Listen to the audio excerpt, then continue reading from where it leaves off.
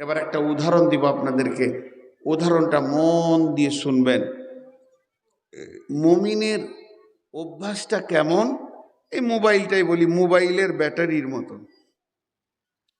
ব্যাটারিটা লাগিয়ে দেন, পটপট পটপট পটপট 100 হয়ে গেল। এবার ব্যবহার করেন, হ্যালো, কিছু দেখেন, জালসা শুনেন, গজল শুনেন, আবার ফেসবুকে কিছু খবর শুনেন, ব্যাটারি কমতে থাকবে কমতে থাকবে, আবার লাগিয়ে দেবেন, আবার বেড়ে যাবে। আল্লাহ বলছে মুমিন হলো পৃথিবীতে ওই রকম। তারা কি করবে?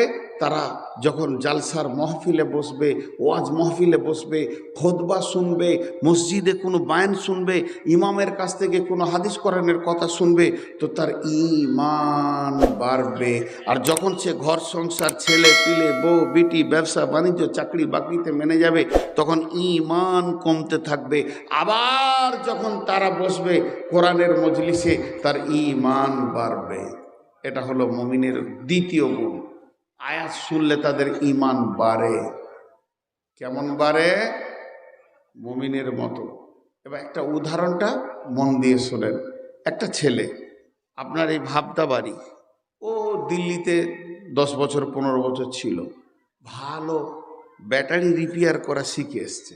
দেশে এখন গাদা টোটো, ব্যাটারির কাজ এত চলছে, মোড়ে মোড়ে 4টা 5টা করে ব্যাটারি রিপেয়ারের দোকান চলছে। উইও একটা ব্যাটারি রিপেয়ারের দোকান খুলেছে। সেই দোকানে 25 থেকে 30টা ব্যাটারিকে ধুয়ে পরিষ্কার করে তার ভিতরে সেলফ আর কি কি লাগে, তার তামার তার বলেন, আর কি লাগে, অ্যাসিড ফ্যাসিড দিয়ে রেডি করে চার্জে বসিয়ে দিয়েছে। ফুটফুট ফুটফুট করে চার্জ হচ্ছে। ধ্যান দিয়ে শুনবেন আমার উদাহরণটা। এই ভাবদারি একটি ছেলে, ভালো ছেলে, হঠাৎ মেন্টাল রোগী, পাগল হয়ে গেছে। পাগল মানে একদম 90% পাগল, হুঁশ জ্ঞান নাই, লাফিয়ে বেড়াচ্ছে। ও একটা হাতে এরকম প্লাস্টিকের জার ছিল, ওই ব্যাটারির দোকানে গিয়েছে। বলছে, ওই কি করছিস? তখন দোকানদার বলছে, ব্যাটারি চার্জ করছি। হ্যাঁ, যখন বলেছে তখন পাগলকে সহজ করে বোঝাচ্ছে কি জানিস, এইগুলোর ভিতরে কারেন্ট ভরছি, কারেন্ট ভরছি এইগুলোর ভিতরে। তখন ও প্লাস্টিকের জারটা দিয়ে বলছে, 1 জার কারেন্ট ভরে দে। এবার ওর বিপদ হলো কি হলো না? বলছে এতে ঢুকবে না তো, একটা ইঁট ধরেছে, ঢুকবে না মানে? ওইটাতে ঢুকবে আর এইটাতে ঢুকবে না মানে? কি ভেবেছিস তুই? বলছে দিয়ে দে। দিয়েছে, দুটো তারকে ওর সামনে ভরে দিলে, ইঁট থেকে বাঁচার লেগে ওইটা করছে আর কি। দুটো তার ভরে দিলে, তো বলছে যা, পরশু আসবি, 1 জার কারেন্ট হবে। হবে? জোরে বলেন হবে। আর ব্যাটারিতে কেন কারেন্ট ঢুকছে? ব্যাটারিতে কারেন্ট কেন ঢুকছে? আর জারটাতে কেন ঢুকছে না? একই তো প্লাস্টিক, এটাও প্লাস্টিক, ওটাও প্লাস্টিক, এটাও প্লাস্টিকের জার, ওটাও প্লাস্টিকের পেটি। কিন্তু যখন আমি প্রশ্ন করব বন্ধু, একটাতে কারেন্ট ঢুকলো, বিদ্যুৎ ধরলো, আর একটাতে বিদ্যুৎ ঢুকলো না, ধরলো না, কারণটা কি? তখন আপনি উত্তর দিবেন, এর ভিতরটাতে আপনার কিনা অ্যাসিড দেওয়া আছে, তামার তার দেওয়া আছে, সেলফ দেওয়া আছে, বৈজ্ঞানিক প্রসেসে মালগুলি তৈরি করা আছে। আর একেই দিলে এর ভিতরে ধারণ ক্ষমতা আছে, ও ব্যাটারিকে, বিদ্যুৎকে ধরে নিতে পারবে। আর ওই প্লাস্টিকের জারটার ভিতরেই কিছু নাই, অতএব এক তিল পরিমাণ ব্যাটারি ধরতে পারবে না, বিদ্যুৎকে ধরতে পারবে না, বিদ্যুৎকে রাখার ক্ষমতা নাই। তো আল্লাহ তাবারাক ওয়া তাআলা কোরআনে বলেছেন, ওয়াযাক্কির ফাইন্না যিকরা তানফাউল মুমিনিন, তোমরা সবা করো, দিনের কথা বলো, মুমিনের লাভ হবে, কাফের বেঈমান মুশরিকের লাভ হবে না। এই যে কোরআন হাদিসের কথা চলছে, আমি বলি নাই, কোরআন থেকে আমি বলছি, আমি ট্রান্সফরমার, এটা হচ্ছে পাওয়ার হাউস, আর আপনারা বসে আছেন, আমি চার্জ করতে শুরু করেছি। কি বলছি না, কোরআনের আয়াত বলছি, মুমিন যে হবে তার দিলটা আস্তে আস্তে পরিবর্তন হবে। না রে মন, কবর আছে রে, তওবা করব রে, আর গুনাহ করব না, ধীরে ধীরে ধীরে ধীরে তার চার্জ হবে। আর এর ভিতরে যদি কোনো ফাসেক বসে থাকে, এর ভিতরে যদি কোনো বেঈমান বসে থাকে, এর ভিতরে যদি কোনো দিনহীন লোক বসে থাকে, ওই লোকটার কাজে লাগবে না। ওই এশার নামাজ পড়েনি, মাগরিব পড়েনি, ফজর পড়বে না, কালকো নামাজ পড়বে না, শুধুমাত্র সমাজে বসে গেছে, ওকে একটু ভালো লাগছে, ইন্টারেস্ট লাগছে, সময়কে কাটিয়ে নেবে, পরিবর্তন হবে না। আর যে লোকটা মুমিন হবে, ওর দিলের ভিতরে এগুলো ধরবে, ও ধারণ ক্ষমতা করবে এবং পরের দিন তাকে পরিবর্তনে পাওয়া যাবে। এর জন্য আমার আল্লাহ বলেছেন মুমিনের দ্বিতীয় নম্বর গুণ হচ্ছে ওয়াইদা তুলিয়াত আলাইহিম আয়াতুহু যাদাতুহুম ঈমানা। ওর কাছে যখন কোরআনের আয়াত তেলাওয়াত করা হবে তখন ওর ঈমান বাড়তে থাকবে। মুমিনের ঈমান বাড়বি, কারণ ওর ধারণ ক্ষমতা আছে। এই মোবাইলটা চিপস থাকলে অডিও ভিডিও রেকর্ড হবে, চিপস যদি না থাকে বক্সে ভরে দিলেও একটা শব্দ রেকর্ড করতে পারবে না ও। তো মুমিন যে তার ভিতরে চিপস আছে, আল্লাহর দেওয়া চিপস রয়েছে, এবার খালি ওকে একটুকু কোরআন হাদিসের স্ট্রাকচারে ফেলে দুটি ভাষা বললেও ধরে নেবে। তাহলে মুমিনের গুণ কয়টা হলো? দুটো। এক নম্বরে কি হলো? আল্লাহর, এই এক নম্বরে হলো আল্লাহর ভয়ে কাঁপবে। দ্বিতীয় হলো আয়াত শুনলে ঈমান বৃদ্ধি পাবে। হাজি ভাই দুটো হলো, এতেই উঠে পালাচ্ছিল। ওরা মনে মনে করছে তুই কোন পাগলা আছিস বজ্ঞা, ঘরে যে শোবো। বসেছিল খানিকক্ষণ, মজা লাগছে না, কেটে বললো বাদাম টাদাম নিয়ে যান, খালি হাতে চলে যান না, বাড়িতে সব অপেক্ষা করছে, জিলাপি বাদাম নিয়ে ঢুকবেন ঘর। তাহলে দুইটা হলো।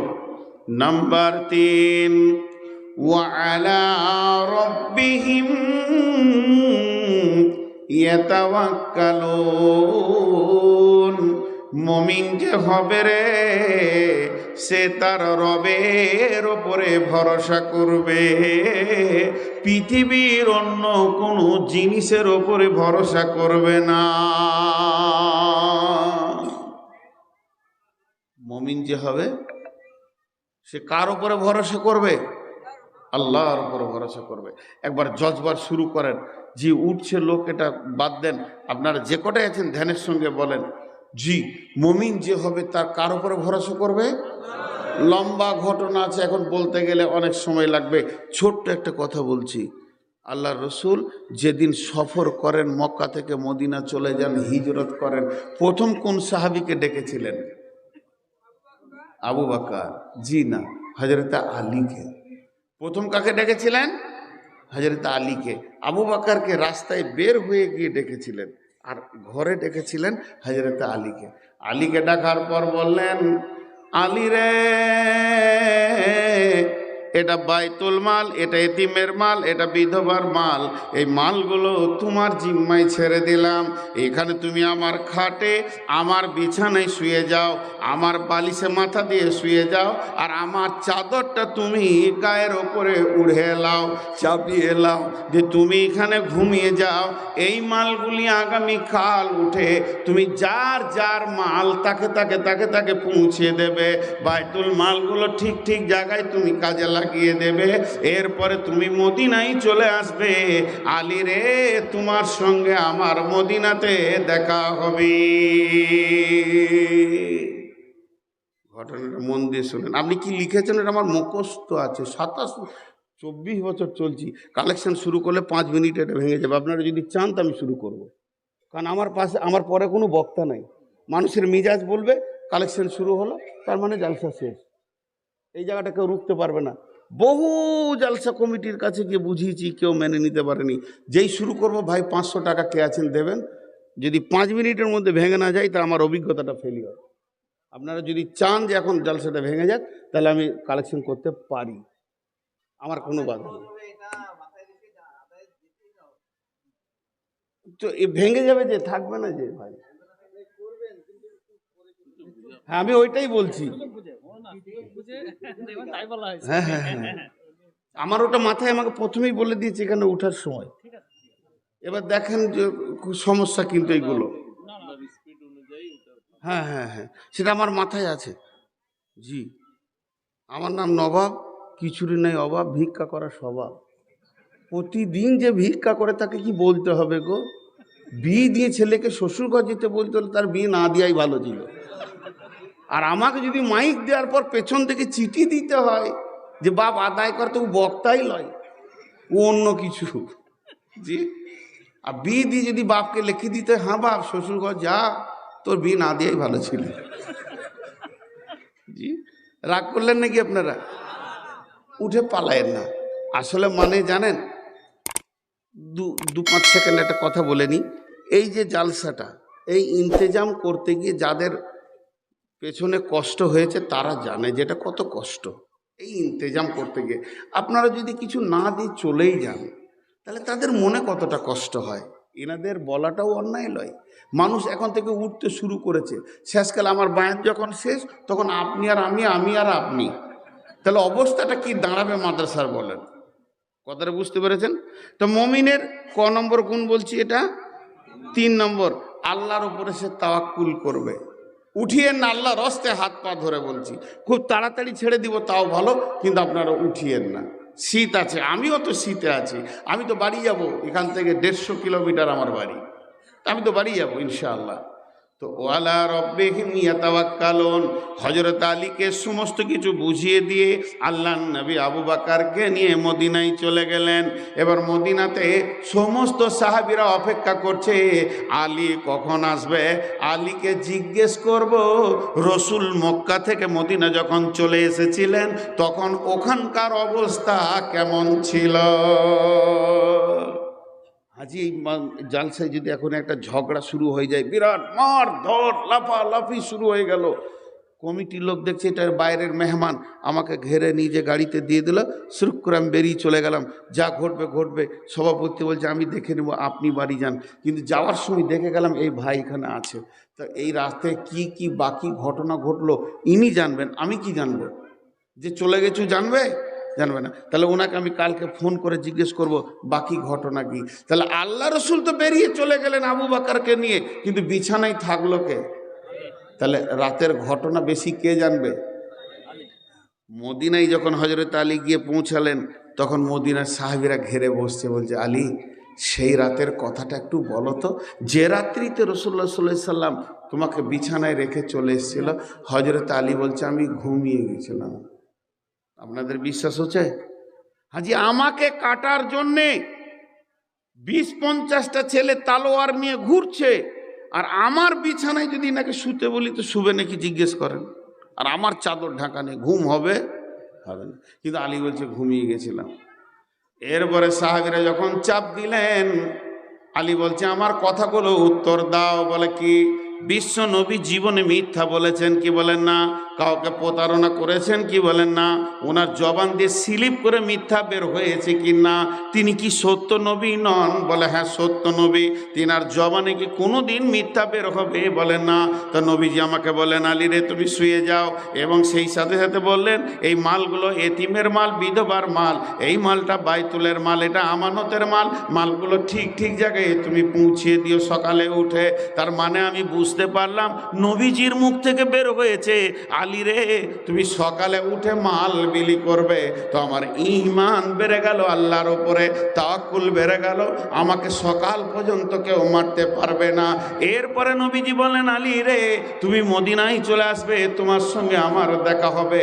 তখন আমি আরো বুঝে নিলাম যতদিন আমি মদিনায় না যেছি আমার আল্লাহ তার নবীর সম্মানে আমার জন্য আজরাইল পাঠাবেন না। এর জন্য আমি আল্লাহর উপরে তাওয়াক্কুল করে ভরসা করে রসুলের ভাষার উপরে ঈমান রেখে নিশ্চিন্তে ঘুমিয়ে গেলাম। আল্লাহ তাবারক ওয়া তাআলা বলছেন মুমিনের 3 নম্বর গুণ হবে সে আল্লাহর উপরে ভরসা করে জীবন কাটাবে। কয়টা গুণ হলো? 1 নম্বর আল্লাহর ভয়ে দিল কাঁপবে, 2 নম্বর আল্লাহর আয়াত শুনলে ঈমান বাড়বে, 3 নম্বর আল্লাহর উপরে তাওয়াক্কুল করে জীবন কাটাবে, 4 নম্বর আল্লাযীনা ইউকিমুনাস সালাতা মুমিনের 4 নম্বর গুণ হবে, মুমিন কোনোদিন বেনামাজি হবে না। সে সালাত আদায় করবে, জীবনেও জ্ঞানবশত সালাত ছাড়বে না। এক কথা এটাকে বলে শেষ করে দিচ্ছি, বেনামাজি মুমিন হতে পারে না। মুমিন কোনোদিন বেনামাজি হতে পারে না। বেনামাজি মুমিন হতে পারে না। মুমিন কোনোদিন বেনামাজি হতে পারে না। মুমিনের দ্বারা বড় বড় ছোট বড় গুনাহ হয়ে যেতে পারে, নামাজ ছাড়ার মতো গুনাহ সে করবে না। বেঈমানদের দ্বারা বড় বড় নেকির কাজ হয়ে যেতে পারে, মসজিদ মাসায় 10-20 লাখ টাকা দিয়ে দিতে পারে, নামাজ পড়ার মতো সেই ইমানদারি কাজ করতে পারবে না। অতএব একটা মুমিন আর একটা ইমানদার, একটা বেঈমানের পার্থক্য হলো সালাত। আল্লাহ রসুল বলেছেন, মান তারাকা সালাতা মাকতুবাতান মুতাআম্মিদান ফাকাত বারিয়াত মিনহু জিম্মাতুল্লাহ।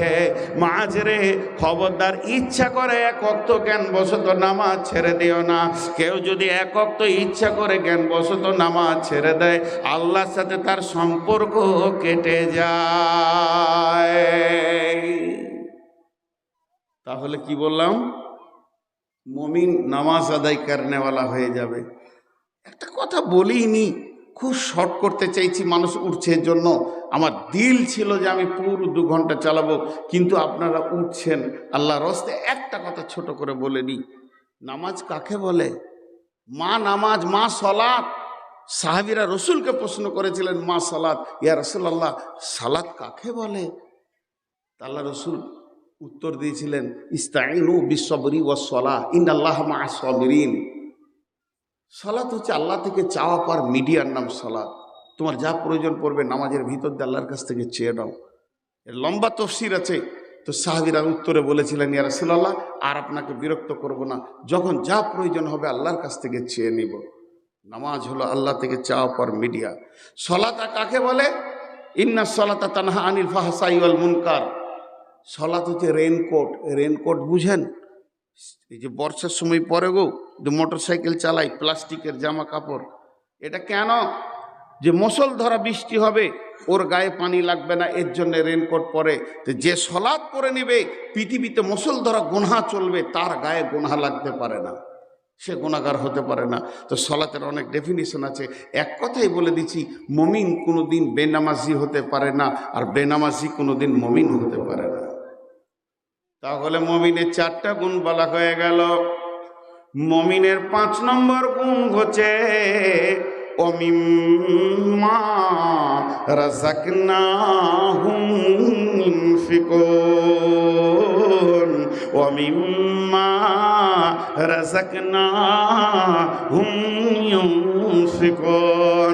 মুমিনের 5 নম্বর গুণ হচ্ছে সে তার কষ্ট ক্লেশ দিয়ে ঘাম ভেলানো ইনকাম থেকে জমা করা টাকা পয়সা সম্পদ থেকে আল্লাহর রাস্তায় দান করবে।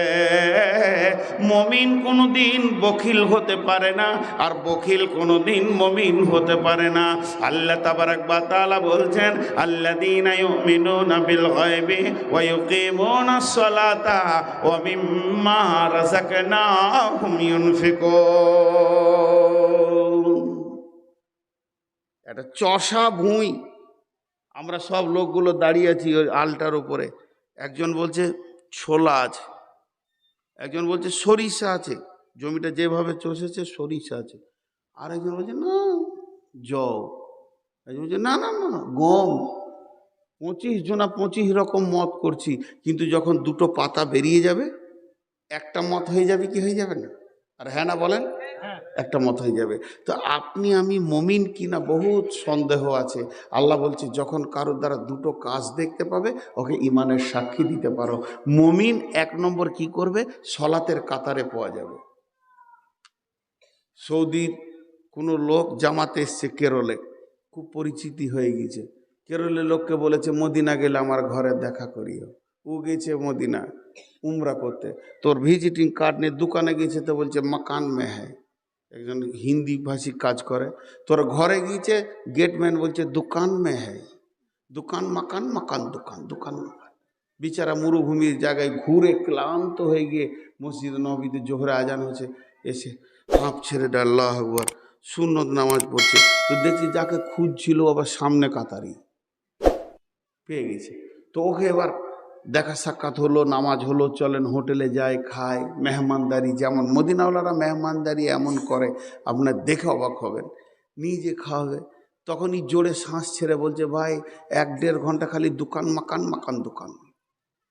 তো বলছে কেন? বলে আপনাকে খুঁজছিলাম।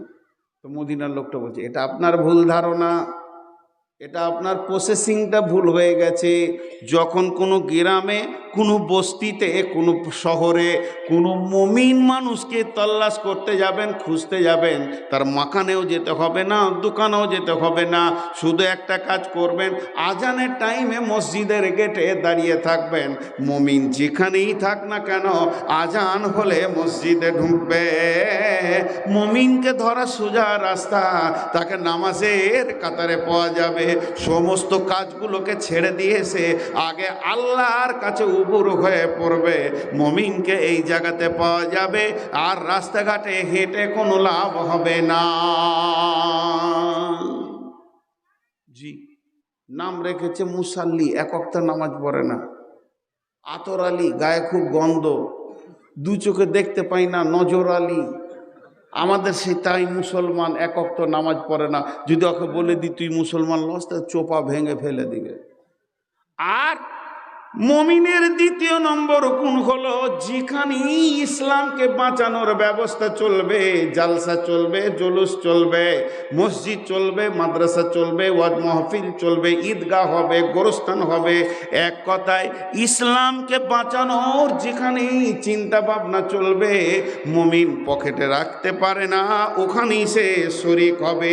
মুমিনের এমন একটা গুণ থাকবে, তার মালকে আল্লাহর রাস্তায় জমা করার জন্য ব্যস্ত হয়ে যাবে। তখন তুমি জেনে নাও যে লোকটা মুমিন। মুমিনের কয়টা গুণ বলা হলো? 1 নম্বর, আল্লাহর ভয়ে দিল কাঁপবে। 2 নম্বরে আয়াত শুনলে ঈমান বাড়বে। 3 নম্বরে আল্লাহর উপরে তাওয়াক্কুল করে জীবন কাটাবে। 4 নম্বরে কোনোদিন জ্ঞানবশত এক ওয়াক্ত নামাজ ছাড়বে না। আর 5 নম্বরে হলো, যেখানেই মালের প্রতিযোগিতা করবে তো ওর হাতটা পাওয়া যাবে। কয়টা হলো? 5টা। এবার কি হবে? আল্লাহ সার্টিফিকেট দেবেন, উলাইকা হুমুল মুমিনুনা হাক্কা। আমার আল্লাহ বলছেন, এরাই হলো প্রকৃত মুমিন। এরাই হলো প্রকৃত মুমিন। এরা কি হলো? প্রকৃত মুমিন। আপনারা মুখ খুলেন একবার, ভালো লাগবে। আল্লাহ বলছেন ভাষাটা, উলাইকা হুমুল মুমিনুনা হাক্কা। এরাই হলো প্রকৃত মুমিন। এই 5টা গুণওয়ালা কি? প্রকৃত মুমিন। তাহলে আমাদের ভিতরে 5টা গুণ নিয়ে আসবো তো ইনশাআল্লাহ। তাহলে সার্টিফিকেট পেয়ে গেলাম। এবার প্রাইজ 3টে বাকি আছে। প্রাইজ